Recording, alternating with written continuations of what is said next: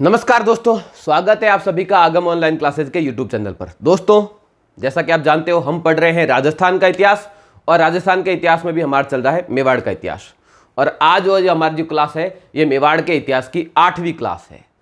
और आज इस 8वीं क्लास में एक ऐसे योद्धा के बारे में बात करने वाले हैं जो अद्वितीय है। जी हाँ दोस्तों, राणा सांगा संग्राम सिंह प्रथम।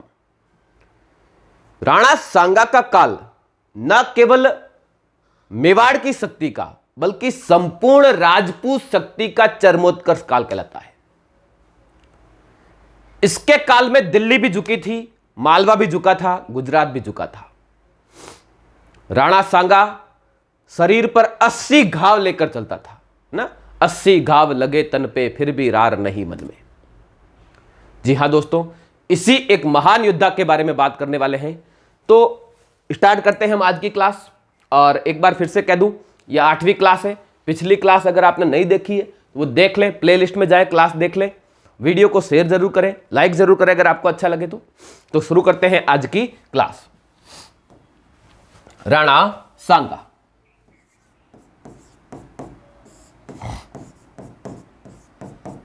राणा सांगा के पिताजी का नाम कल ही बताया था मैंने आपको, रायमल जी। और माता का नाम था रतन कुंवरी।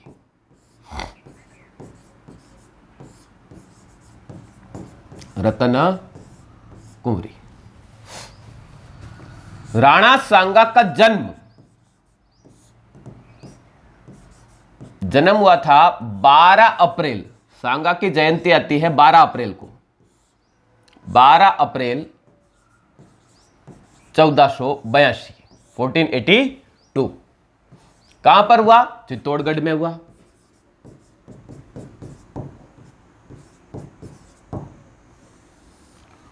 और कल की क्लास में भी हमने बात की थी कि रायमल जी के कई सारे पुत्र थे, 13 पुत्र और 2 पुत्रियां थी।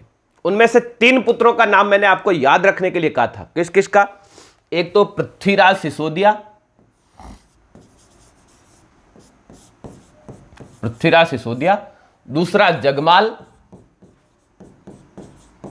और तीसरा अपना सांगा। और कल भी अपन ने इस संबंध में बात की थी कि एक ज्योतिषी ने राजयोग किसके पक्ष में बताया? सांगा के पक्ष में बताया। ऐसे में पृथ्वीराज सिसोदिया ने सांगा पर हमला कर दिया था, जिससे सांगा क्या हो गया था? एक आंख से घायल हो गया था। बाद में जो भीमल गांव की चारण पुजारिन थी उन्होंने भी यही कहा। तो ऐसी स्थिति में जो सारंगदेव, जो इनका चाचा था, इनके बीच बचाव से सांगा बच तो गया, लेकिन एक आंख से क्या हो गया था? घायल हो गया था। ऐसी स्थिति में सांगा मेवाड़ छोड़कर भाग गया था और कहां चला गया? अजमेर के जंगलों में। तो सांगा यहां से निकलकर कहां गया? अजमेर के जंगलों में भटक रहा था।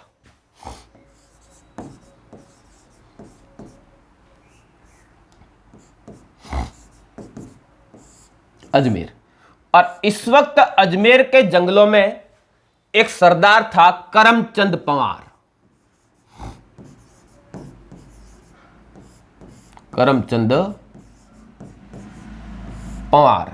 ये करमचंद पंवार मूलतः, ध्यान रखना, श्रीनगर के जागीरदार थे, श्रीनगर के ठाकुर थे।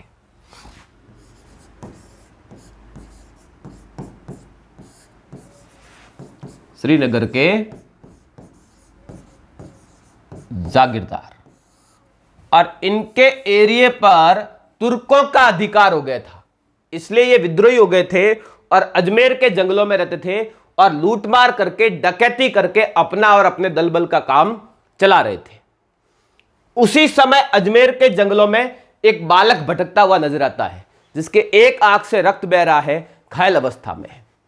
और एक पेड़ के नीचे क्या कर जाता है? वो थक के जाके सो जाता है ना। एक पेड़ के नीचे ये बालक सोया हुआ होता है। कुछ ही देर में यहां पर क्या कर जाता है? एक सांप आ जाता है और ये सांप क्या कर जाता है? फन फैलाकर इस बालक के पास ही बैठ जाता है। और ये दृश्य को कौन देख रहे हैं? करमचंद पंवार देख रहे हैं कि बालक की रक्षा कौन कर रहा है? एक नाग कर रहा है। अब ध्यान रखना कि करमचंद पंवार इस समय विकट परिस्थितियों में थे, अपनी जागीर खो चुके थे और इनको भी एक ज्योतिषी ने कहा था कि चिंता मत करना, एक दिन तेरे जीवन में एक बालक का प्रवेश होगा और वहां से धीरे धीरे तेरी भी कुंडली में सब कुछ ठीक होने लग जाएगा। जब इस बालक को देखा तो करमचंद पवार को लगा कहीं ये वही बालक तो नहीं है जिसके बारे में हमें पंडित जी ने बताया था। कुछ समय बाद बालक नींद से जागा, एक आंख से रक्त बह रहा है और देखा तो पास में काला नाग बैठा है। बालक अपनी उस एक आंख को भी उस नाग के ऊपर टिका कर बैठा था। यह सिद्ध कर रहा था कि बालक वीर योद्धा है। कपड़े वगैरह ये दिखा रहे थे कि यह बालक खानदानी है। मैं एक बात फिर से आपको कह दूं, आपकी भाषा, आपका पहनावा, आपका बोलचाल, यह केवल आपका परिचय नहीं है, यह आपके पूरे खानदान का परिचय है, यह आपके माता पिता का परिचय है, यह आपके दादा दादी का परिचय है, या उनके पूर्वजों का परिचय है। इसलिए व्यक्ति को अपनी भाषा बहुत अच्छी रखनी चाहिए। क्यों? क्योंकि जैसे ही आप गलत शब्द बोलते हो तो मारवाड़ी में कहावत है, जाड़ जड़ा पाटिया, आप कलंकित अपने माता पिता को कर जाते हो। आप गलत व्यवहार करते हो, आपका पहनावा है ना, मारवाड़ी में कहावत है कि आगू उबोड़ो ओढ़ की जेव कपड़ा देकर ठा पड़े को किन खोंदोन रो है। तो अगर आपने कपड़े सही नहीं पहन रखे, अगर आपकी हेयर स्टाइल सही नहीं, अगर आपकी भाषा सही नहीं है, अगर आपका व्यवहार सही नहीं है, कलंकित आपके माता पिता हो जाते हैं, आपके दादा दादी हो जाते हैं, पूरा खानदान हो जाता है, पीढ़ियां। इसलिए व्यक्ति के व्यवहार में झलकना चाहिए कि वो कैसे परिवार से ताल्लुकात रखता है। ये तो व्यक्ति का व्यवहार प्रकट हो ही जाता है। अच्छा देखो, ध्यान रखना, व्यवस्थाएं बदलती है, रक्त नहीं बदलता। यह बात हमेशा याद रखना। जिसका जैसा रक्त होगा वो वैसा व्यवहार कर ही देगा। इसीलिए खानदानी व्यक्ति कहीं से भी पहचान लिया जाएगा, हर कालखंड में पहचान लिया जाएगा। सांगा का व्यवहार यह बता रहा था यह खानदानी बालक है।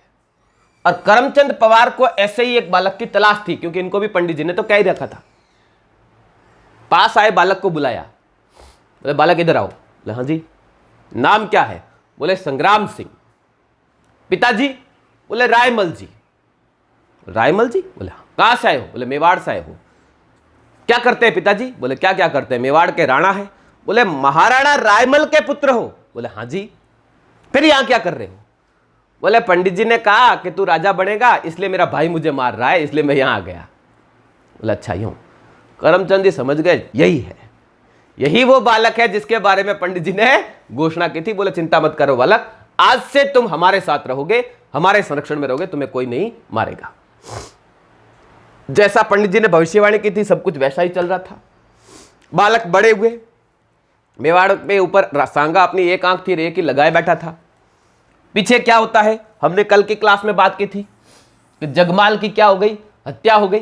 कुछ लोग तो कहते हैं कि सोलंकियों से लड़ते हुए वीरगति को प्राप्त हुआ, कुछ लोग कहते हैं कि टोडा के शासक राव सुरतन ने इनकी हत्या करवा दी। इसी प्रकार से पृथ्वीराज सिसोदिया, उड़ना राजकुमार पृथ्वीराज सिसोदिया, इसकी हत्या किसने करवा दी थी? इसकी हत्या करवा दी थी सिरोही के शासक जगमाल देवड़ा ने। तो ये भी क्या हो गए थे, काम आ गए थे। अब बचे कौन थे? सांगा।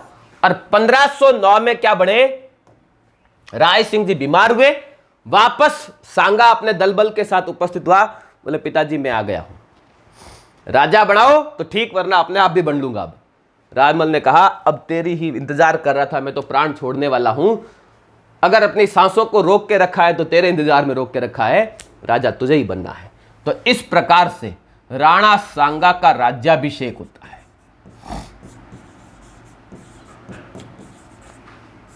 हमारे पंडित जी ठीक बोलते हैं, ये बात तो पक्की रही है ना। कब हुआ राज्याभिषेक? 24 मई 1509 में। अब जिस समय राणा सांगा का राज्याभिषेक हुआ उस समय मेवाड़ और उसके आसपास के राज्यों की क्या स्थिति थी, थोड़ी सी उस पर नजर डाल लेनी चाहिए। बात करें कि सांगा का राज्याभिषेक होता है। अब देखो ध्यान दो, सांगा कहां का राजा है? सांगा मेवाड़ का राजा है। मेवाड़ यहां का राजा है। और यहां पास में देखो एक रियासत है आपके, ये जो रियासत है बड़ी सी, ये मारवाड़ है। और इस वक्त यहां का शासक था राव गांगा। मैं देखो ध्यान रहे, अगर वास्तव में सांगा के राज्याभिषेक के समय की बात करूं,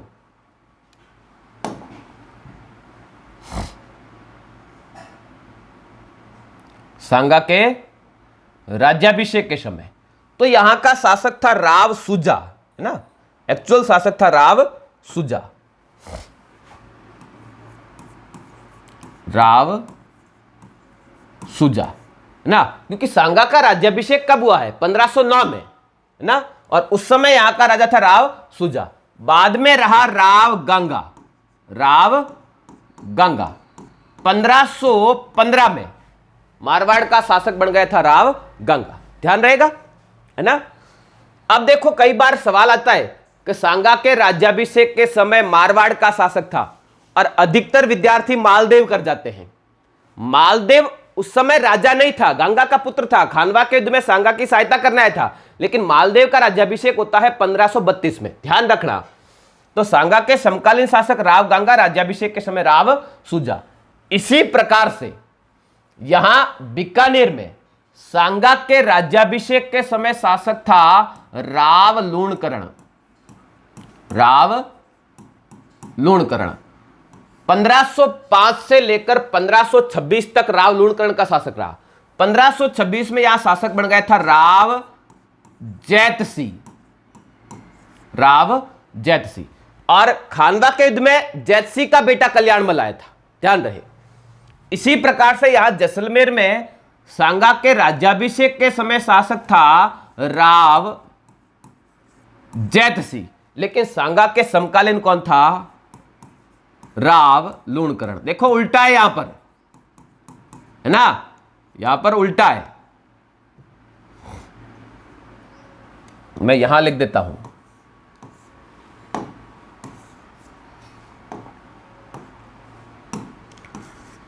राव लूणकरण।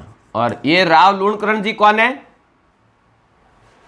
रूठी रानी उमादे का नाम सुना है, उनके पिताजी है ना।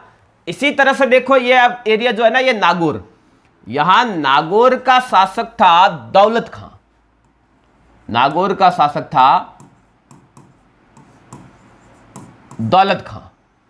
ये जो आमेर का क्षेत्र है, यहां आमेर का शासक था पृथ्वीराज कच्छवा, और ये खानवा के युद्ध में सांगा की ओर से लड़ते हुए वीर गति को प्राप्त हुए थे ना। ये जो एरिया है इसको कहते हैं मेवात, और यहां का जो शासक था उसका नाम था हसन खां मेवाती। हसन खां मेवाती। ये एक छोटी सी जागीर थी भरतपुर जिले में वर्तमान में, इसको कहते थे जगनेर। क्या कहते थे?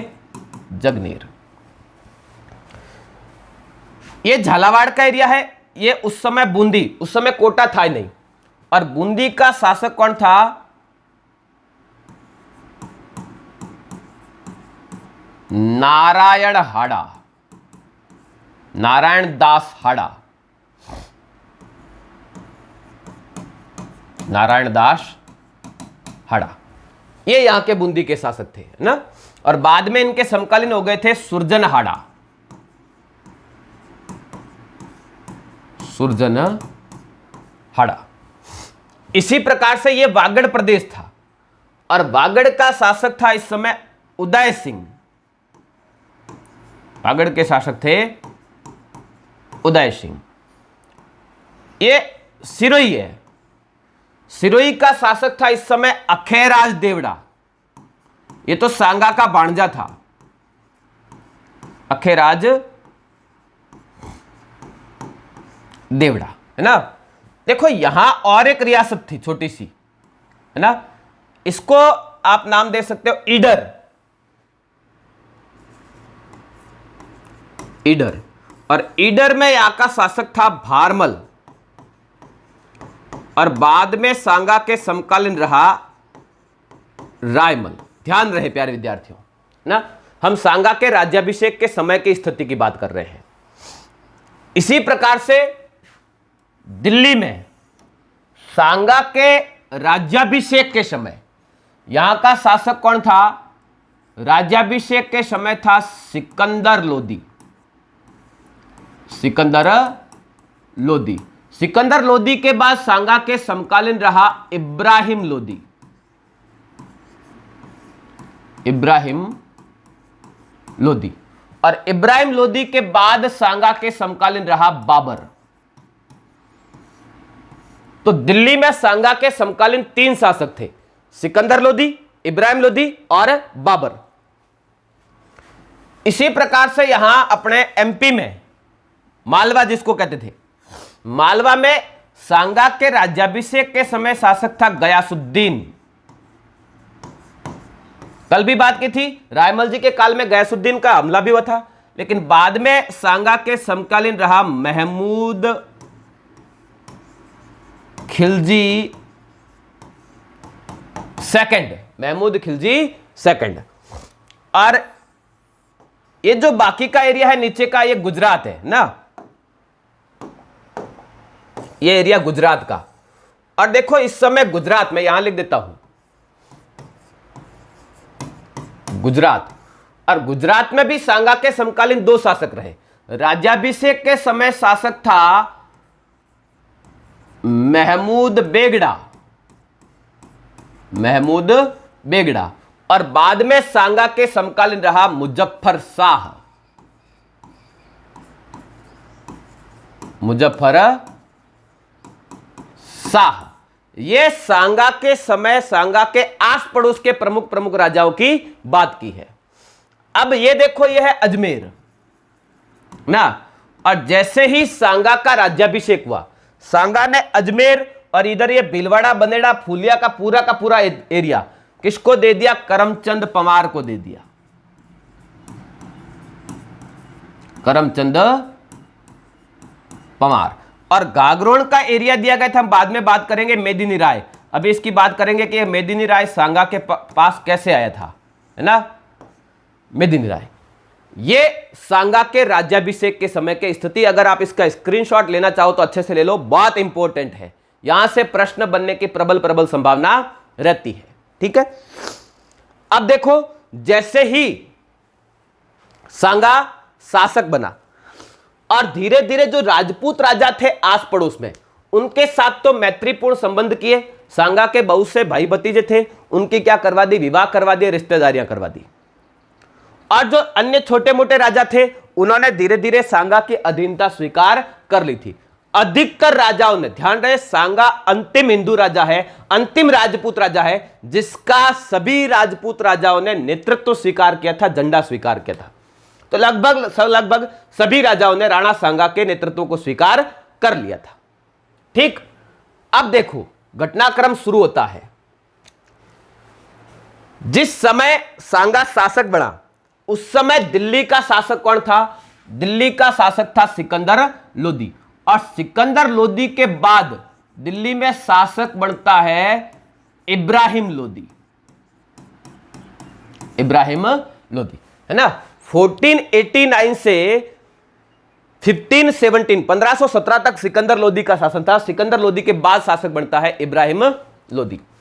अब जिस समय इब्राहिम लोदी शासक बनता है, उस समय सांगा अपनी शक्ति को बढ़ा रहा था, या आमेर उसके प्रभाव में आ चुका था। ये मेवात, जगनेर, ये भी प्रभाव में आ चुका था। और यहां पर है आगरा। यहां पर क्या है? आगरा। और आगरा नगर की स्थापना, ही ध्यान रखना, 1504 में सिकंदर लोदी ने की थी, और यह लोदियों की राजधानी थी। ऐसे में इब्राहिम लोदी की चिंता यह थी कि कहीं सांगा क्या न कर दे, मेवाड़ अपने आगरा पर हमला न कर दे। ऐसे में इब्राहिम लोदी ने सांगा को रोकने के लिए अपनी सेनाएं भेज दी। किसके नेतृत्व में? मियां माखन के नेतृत्व में। मियां माखन के नेतृत्व में। और मियां माखन अपनी सेनाएं लेकर कहां पर? यहां पर देखो, अपने कोटा और बूंदी, वर्तमान कोटा और बूंदी की बॉर्डर पर एक मैदान है, खातोली का मैदान। कौन सा मैदान है? खातोली का मैदान। तो यहीं पर 1517 ईस्वी में कौन सा युद्ध होता है? खातोली का युद्ध होता है। जैसे ही सांगा को पता चला कि इब्राहिम की सेनाएं खातोली की ओर बढ़ रही है, सांगा अपनी एक आंख के साथ खातोली के मैदान में 1517 में खातौली का युद्ध लड़ा जिसमें सांगा विजयी हुआ। इब्राहिम की सेनाएं बुरी तरह से क्या हुई, पराजित हुई। लेकिन इसी युद्ध में ध्यान रहे मित्रों, सांगा का एक हाथ कट गया था, है ना। इस युद्ध में क्या हो गया, सांगा का एक हाथ कटा। मैंने कहा ना, सांगा के शरीर पर 80 घाव थे। सांगा का हाथ कटा, इस युद्ध में कट गया था, है ना। लेकिन विजयी कौन हुआ, हमारा सांगा विजयी हुआ और इब्राहिम की क्या हुई, हार हुई। जैसे ही इब्राहिम को पता चला कि क्या हो गया है, अपनी सेना की हार हो गई है, ऐसी स्थिति में इब्राहिम लोदी स्वयं सेनाएं लेकर आया। और देखो यहां धौलपुर में एक जगह है खातौली, बाड़ी। धौलपुर में एक जगह है बाड़ी। बात थी 1518 की। इब्राहिम लोदी स्वयं सेना लेकर कहां पहुंचा, बाड़ी पहुंचा। सांगा को पता चला कि इब्राहिम स्वयं सेना लेकर कहां आ रहा है, बाड़ी। हाथों हाथ सांगा अपनी एक आंख और एक हाथ के साथ बाड़ी के मैदान में। और 1518 में क्या हुआ, बाड़ी का युद्ध लड़ा गया, इसमें भी सांगा विजयी हुआ। लेकिन ध्यान रहे मित्रों, इसी युद्ध में सांगा का एक पैर कट गया, है ना। सांगा का पैर कटा, एक तीर लगने से क्या हो गया था, सांगा का पैर कमजोर हो गया था। लेकिन इसी के साथ इब्राहिम लोदी का क्या हो गया, हिसाब किताब पक्का। कौन विजयी हुआ, सांगा विजयी हुआ। और यह विजयी होते ही छोटे मोटे राजाओं ने अपने आप ही क्या कर लिया, सांगा की अधीनता स्वीकार कर ली। जरूर दिल्ली हारने के बाद देखो, कोई बड़े शासक को हरा दो, दूसरा शासक आके छोटे मोटे राजा अपने आप उसके पीछे हो जाते हैं, है ना। चेले चपाटी होते हैं ना छोटे मोटे, वो पावरफुल के पीछे लग जाते हैं। और छोटे मोटे राजाओं ने देखा कि अब नया आ गया है, तो अपने आप ही क्या कर लिया, सांगा की अधीनता स्वीकार कर ली, है ना। हिसाब पक्का दिल्ली का। तो अब देखो, यहां पर एक रियासत थी मालवा, और यहां का शासक कौन है, देखो यहां का शासक है महमूद खिलजी सेकंड। महमूद खिलजी सेकंड। और महमूद खिलजी सेकंड से पहले यहां का शासक मैंने आपको बताया था गयासुद्दीन था। कौन था, गयासुद्दीन। और गयासुद्दीन के कालखंड में ही मालवा का प्रधानमंत्री था मेदिनी राय। क्या नाम था, मेदिनी राय। अभी हमने बात की थी, यह जो मेदिनी राय है यह महमूद खिलजी सेकंड का भी प्रधानमंत्री था। और महमूद खिलजी सेकंड ने इसको अपने राज्य से निष्कासित कर दिया। क्यों कर दिया, केवल इसलिए कि यह हिंदू है। केवल इस बात की वजह से क्या कर दिया गया, मेदिनी राय को राज्य से निष्कासित कर दिया गया। ऐसी स्थिति में मेदिनी राय नाराज होकर किसकी शरण में आया, सांगा की शरण में। और सांगा स्वयं को हिंदूपति कहता था। ध्यान रखना, सांगा की उपाधि है हिंदूपति या हिंदूपति। तो ये सांगा की शरण में आया। सांगा ने कहा ठीक आया, यहां पर तो वैकेंसी खाली पड़ी है, हमारा थोड़ा सा क्या हुआ है, बिजनेस बढ़ गया है, आदमियों की जरूरत है, ठीक समय पे आया भाई, बहुत अच्छा आया है। सांगा ने मेदिनी राय को शरण देकर गागरोन की जागीर दे दी। हमने बात की ना यहां पर, ये देखो गागरोन, यहां का राजा किसको बनाया, मेदिनी राय को। अब क्या हो गया, मेदिनी राय का कॉन्फिडेंस बढ़ गया, सांगा का आशीर्वाद मिलते ही। मेदिनी राय ने क्या कर दिया, यहां पर देखो मालवा में एक जगह थी चंदेरी, जगह का नाम क्या है, चंदेरी, जो कहां पर पड़ता था, एमपी में। ये चंदेरी पर भी क्या कर लिया, अधिकार कर लिया। चंदेरी पर भी अधिकार कर लिया। अब नाराज कौन, महमूद खिलजी सेकंड, सांगा से भी और मेदिनी राय से, कि वापस बदला लेना है। अब बदला ले क्या, आगे जाकर भिड़ना किससे पड़ेगा, सांगा से। और इस समय सांगा से भिड़ने की हिम्मत हर किसी में नहीं थी।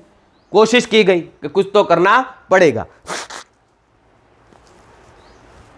मेदिनी अपना महमूद खिलजी सेकंड मौके की तलाश में था, तो कभी न कभी तो मौका मिलेगा। एक्चुअल में सांगा गया हुआ था ईडर, गया हुआ था ईडर। और ईडर में इस समय राजा था भारमल। कौन नाम था, भारमल। और ये भारमल जो है ये क्या था, गुजरात के सुल्तानों के प्रभाव में था, गुजरात के शासकों के प्रभाव में था। और भारमल के एक भाई था जिसका नाम था रायमल। जो सांगा का दामाद था। सांगा ने अपनी बेटी की शादी रायमल से ही कर रखी थी। तो ऐसी स्थिति में जब सांगा ये ईडर का फैसला करने के लिए गया हुआ था, रायमल और भारमल के बीच में विवाद था, यह मौका देखकर पीछे से महमूद खिलजी सेकंड ने क्या कर दिया, गागरोन पर हमला कर दिया। कहां पर हमला कर दिया? गागरोन पर हमला कर दिया। और यह हमला हुआ 1519 में। जैसे ही सांगा को पता चला कि गागरोन पर किसका हमला हुआ है, महमूद खिलजी सेकंड का हमला हुआ है, और पीछे उसने मंदिर वंदिर तोड़ दिए। सांगा ईडर से सीधा कहां पर? गागरोन। और 1519 में गागरोन का युद्ध लड़ा गया। इस युद्ध में भी सांगा विजयी हुआ और सांगा ने महमूद खिलजी सेकंड को 6 महीने तक चित्तौड़गढ़ में बंदी बनाए रखा। बंदी बनाए रखा मतलब कैदी बनाए रखा है ना। एक बार क्लास में पढ़ा रहा था ऑफलाइन में, ने कहा सांगा ने महमूद खिलजी सेकंड को 6 महीने बंदी बनाए रखा। तो लड़कों ने कहा साहब बंदो हो तो बंदी की कर बनाओ, है ना। तो वो वाला बंदा बंदी नहीं, है ना, बंदी मतलब कैदी बनाया गया ना, कैद कर लिया गया, समझ गए। 6 महीने तक बंदी बनाए रखा, बाद में इसके पुत्रों को गिरवी रखा और बाद में इसको वापस सम्मान के साथ छोड़ दिया था। क्लियर? मालवा का भी हिसाब किताब ओके। अब यहां गुजरात में तो मैंने बताया सांगा के राज्याभिषेक के समय तो गुजरात का शासक था महमूद बेगड़ा, और इस समय यहां का शासक था मुजफ्फर शाह। कौन था? मुजफ्फर शाह। और मुजफ्फर शाह सांगा से नाराज, कारण कि सांगा ने 1520 में क्या किया, ईडर पर हमला किया, और ईडर पे हमला करके ये भारमल को हटाकर भारमल के स्थान पर राजा किसको बना दिया, अपने दामाद रायमल को बना दिया। और हमने बात की भारमल किसके फेवर में था, गुजरात वालों के फेवर में था। इसलिए मुजफ्फर शाह ने क्या चाहता था कि वापस मैं ईडर पे हमला करूं और क्या कर दूं, वापस भारमल को राजा बना दूं। और यह बात किसको पता चल गई, सांगा को पता चल गई। सांगा हफ्तों हाथ अपनी एक आंख एक टांग एक हाथ के साथ सीधा गुजरात पर हमला। बताया जाता है सांगा छाती पे ही पहुंच गया था सीधा अहमदाबाद। बोले तुम सोच रहे हो हमला करने की? बोला ना ना नहीं सोच रहे। बोला सोच रहे हो। सांगा ने इतना तेज अटैक किया कि मुगल अपने मुजफ्फर शाह को पता भी नहीं चला और मैदान छोड़कर भागा, और ऐसा भागा कि अहमदनगर चला गया। कहां चला गया? अहमदनगर। ये अहमदनगर कहां पड़ता है? महाराष्ट्र में। और जब तक सांगा जिंदा रहा मुजफ्फर शाह वापस गुजरात नहीं आया। तो हमने कल भी कहा था कि उत्तर से इब्राहिम और पूर्व से महमूद, दक्कन से मुजफ्फर शाह मेवाड़ की और आंख तक नहीं उठा सकते, क्योंकि राणा सांगा ने इनके पैरों में बेड़ियां जकड़ दी है। यह हालत कर दी थी राणा सांगा ने। बहुत ही कम टाइम पीरियड में क्या हो गया, संपूर्ण उत्तरी भारत का एक ही सम्राट राणा सांगा। ना इसका कोई पर्याय था, ना कोई इसके टक्कर का था, है ना। बाबर ने अपनी आत्मकथा बाबरनामा में लिखा है कि सांगा 7 राजा, 9 रावण और 104 सरदारों का मालिक है। भारत में इस समय 2 ही राजा है, बाकी सब तो सामंत है, सरदार है, जागीरदार है। यह किसने लिखा है? बाबर ने लिखा है। उसने लिखा कि उत्तरी भारत में तो एक राजा है जिसका नाम है राणा सांगा, और दक्षिण भारत में इस समय एक राजा था कृष्ण देव राय। भारत में राजा कहने के लिए 2 ही है, बाकी सब तो क्या है, सामंत है, सरदार है। या तो वो सांगा का सामंत है या वो कृष्ण देव राय का सामंत है। यह स्थिति थी। तो कुल मिलाकर सांगा ने बहुत ही कम समय में संपूर्ण उत्तरी भारत में अपना प्रभाव स्थापित कर दिया था। दिल्ली की महत्व घट गया था, आगरा का महत्व घट गया था। अब भारत का केंद्र क्या होने लगा, धीरे धीरे मेवाड़ होने लगा। भारत में एक नई शक्ति का उदय हो जाता है मेवाड़ के रूप में। लेकिन इसी कालखंड में भारत में राहु का प्रवेश होता है। ग्रहों में किसका प्रवेश होता है? राहु का, जिसका नाम क्या? बाबर। थोड़ा सा इस बाबर के बारे में ध्यान रखना। यह बाबर कौन था? यह फरगना का शासक था।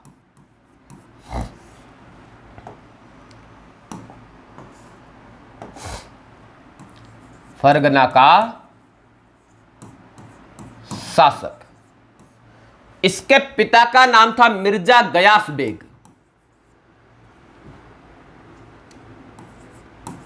पिता का नाम था मिर्जा गयास बेग।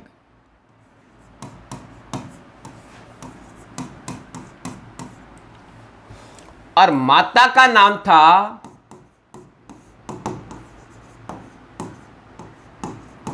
कुतलुग निगार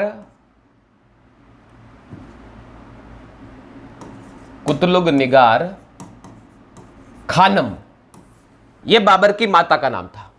ध्यान रहे, बाबर पिता के हिसाब से तैमूर का वंशज है, तैमूर का वंशज, और माता के हिसाब से चंगेज खां का वंशज है, चंगेज खां का वंशज। मतलब बाबर का डीएनए जबरदस्त पावरफुल था। यह अपने पिता के हिसाब से तो किसका वंशज है? तैमूर का वंशज। और मां के हिसाब से किसका वंशज है? चंगेज खां का वंशज। इसका मतलब यह पावरफुल था, यह पावरफुल था। यह लगभग 1525 के आसपास, 1525 में हिंदूकुश पर्वतमाला के खैबर दर्रे को पार करके कहां पहुंचा था? भारत में पहुंचा था। और सबसे पहले यह कहां पहुंचा? सिंध में पहुंचा था। कहां पहुंचा था? सिंध में। और इस समय दिल्ली में इब्राहिम लोदी का शासन था, है ना। दिल्ली में कौन था? इब्राहिम लोदी। और इब्राहिम लोदी के चाचा, इसके दो चाचा, एक का नाम था आलम खां। क्या नाम था? आलम खां। और दूसरा था दौलत खां। ये दोनों इब्राहिम को हटाकर स्वयं शासक बनना चाहते थे, है ना। और इसी समय खबर मिली कि सिंध में कौन आया हुआ है? सिंध में आया हुआ है अपना बाबर। और विदेशियों के प्रति, तुर्कों के प्रति, मुगलों के प्रति हमारे भारतीयों की एक धारणा थी कि विदेशी भारत में आते हैं, लूटमार करते हैं और वापस चले जाते हैं। तो क्यों ना बाबर को दिल्ली पर आक्रमण करने के लिए बुलाया जाए। और अगर इसने दिल्ली पर आक्रमण किया, लूटमार करेगा, ये तो चला जाएगा, इब्राहिम मर जाएगा और हम क्या बन जाएंगे? शासक बन जाएंगे। लेकिन इन मूर्खों को यह नहीं पता था कि बाबर लूटमार करने के लिए नहीं आया है, नए राज्य की तलाश में आया है। क्योंकि पीछे उसके भाइयों ने उसके राज्य पर कब्जा कर लिया था, तो ये तो नए राज्य की तलाश में आया था। इन मूर्खों ने क्या कर दिया? बाबर को दिल्ली पर आक्रमण करने के लिए बुला लिया। और बात थी 21 अप्रैल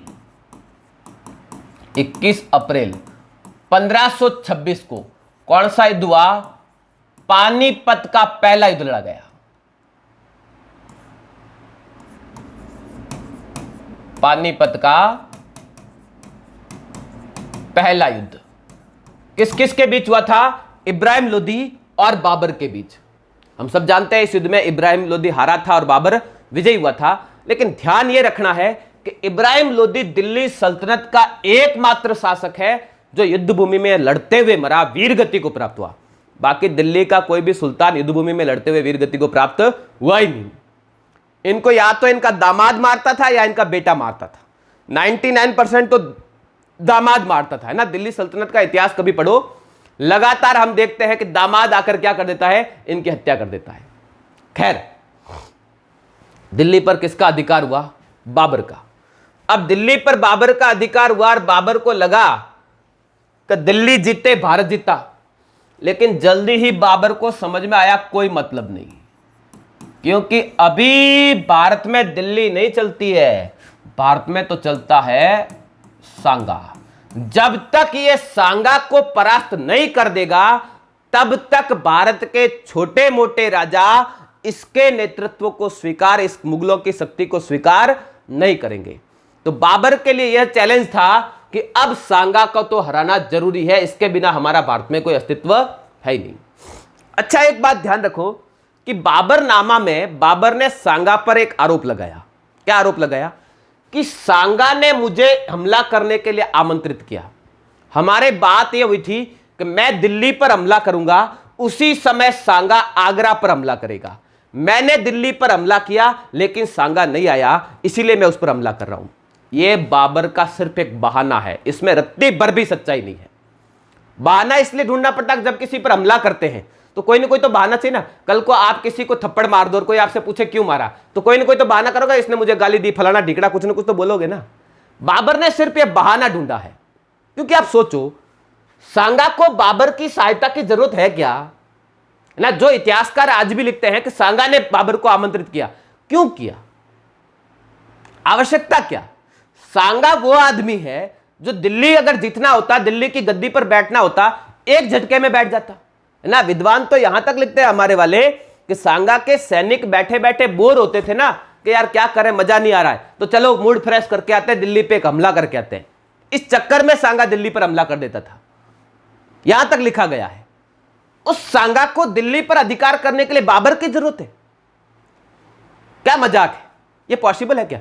अगर भाई जरूरत है भी तो किसको है, बाबर को है। तो मेवाड़ के पुरोहितों की डायरियों में यह बात मिलती है कि बाबर ने सांगा से सहायता मांगी, और उस वक्त सांगा ने जब अपने दरबार में इस विषय पर डिस्कशन किया तो दरबारियों ने कहा कि सांप को दूध पिलाने से क्या फायदा, ये तो नाग है, विदेशी है, अगर सहायता करनी भी पड़े तो हमें इब्राहिम की सहायता करनी चाहिए, न कि बाबर की। और क्यों हम किसी की सहायता करें, वो उनका मैटर है, देख के ले। तो एक्चुअल में बाबर ने सहायता मांगी भी होगी तो बाबर मांगेगा, सांगा सहायता मांगे, इसकी मुझे कहीं पर भी कोई कारण नजर नहीं आता है। अब पता नहीं क्यों इतिहासकारों ने इस बात को घसीट रखा है कि सांगा ने बाबर से सहायता मांगी। अरे आवश्यकता क्या है सांगा को? सांगा को अगर दिल्ली की गद्दी पे बैठना होता कभी भी जाके बैठ सकता था। इसने पहले ही इब्राहिम को 2 बड़े युद्धों में हरा दिया, छोटी मोटी तो झड़पें पतियों ने कितनी हुई उसकी गिनती ही नहीं है। तो ये फालतू बातें हैं, बहाना बनाया है बाबर ने, इससे अधिक कुछ भी नहीं।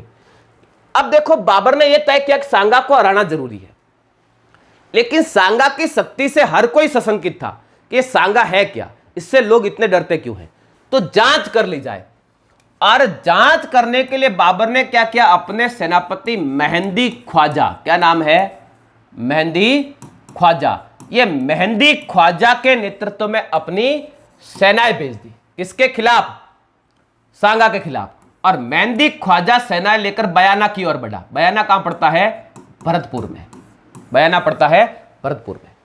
सांगा को पता चला कि मुगल सेना लेकर बयाना की ओर आ रहे हैं। सांगा अपनी एक आंख, एक टांग, एक हाथ के साथ सीधा बयाना। और बात है 16 फरवरी